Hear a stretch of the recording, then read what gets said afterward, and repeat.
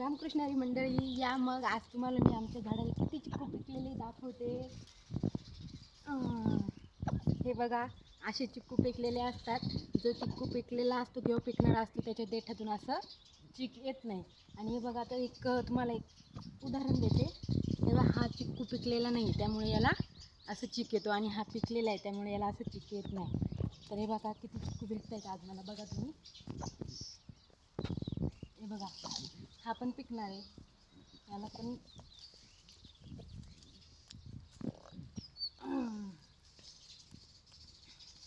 आमच्या सर्वज्ञला, शिवांशला खूप चिक्कू आवडतात. आणि मेन म्हणजे आपल्या हाताने लावलेल्या झाडाची फळं खाण्याची मजा आहे ना, ती कुठेच नाही. आणि झाडाला पिकलेलं फळ खायचं म्हटलं की खूप मज्जा वाटते, बरोबर की नाही?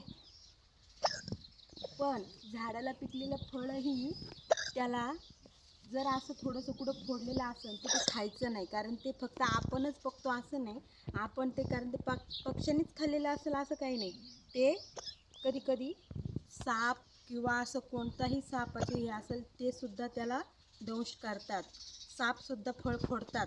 त्यामुळे फोडलेला चिक्कू खायचा असेल किंवा कुठलंही फळ पक्ष्यांनी खाल्लेलं आहे असं समजून आपण खायचं नाही. काही लोक कसे म्हणतात की झाडाला पिकलेलं फळ खूप छान असतं, ते तुटलेलं किंवा फोडलेलं असेल तर ते खातात, पण ते खायचं नसतं. कारण ते कधी कधी सापाने वगैरे सुद्धा फोडलेलं असतं, त्याला दंश केलेला असतो. त्यामुळे हे असं पिकलेलं असेल ना तर खायचं. हे बघा किती छान पिकलेला चिक्कू आहे.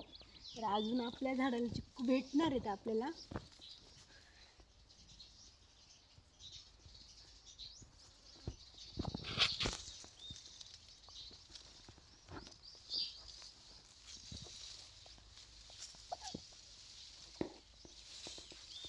आपण एकदा झाड हलवून बघू. बघा, पिकलेला चिक्कू होता, लगेच खाली पडला.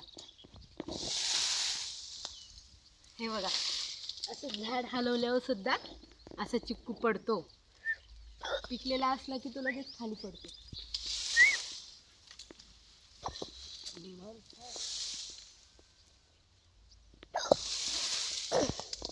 हे बघा किती पटापटा चिक्कू पडले.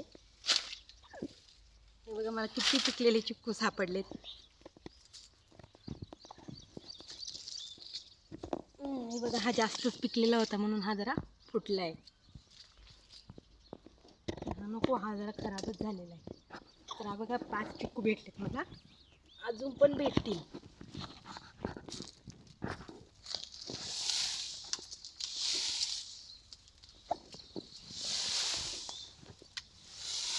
एक चिक्कू पडला आहे.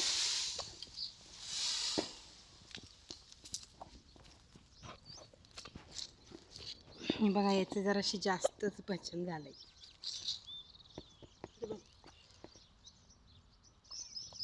हे बघा, मला किती चिक्कू भेटले. या चिक्कू खायला. बघा, 6 चिक्कू भेटले मला. तर चिक्कू खायला या. किती छान छान चिक्कू आहेत बघा. हे बघा,